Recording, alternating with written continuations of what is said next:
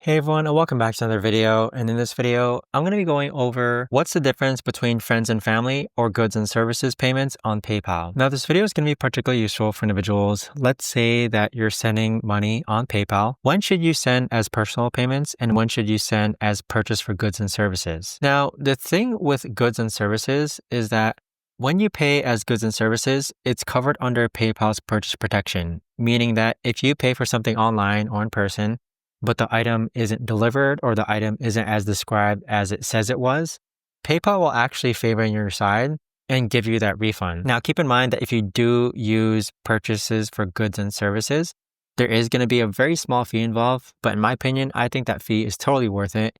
For my experience with using PayPal, I've probably had to use purchases for goods and services many times.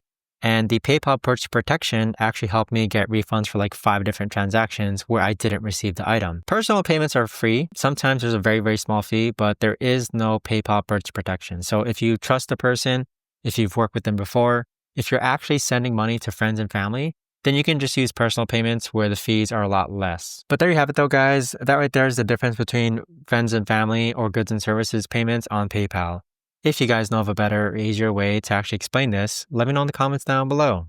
I would love to know. Thanks so much for watching, everyone, and I'll see you guys all in the next video.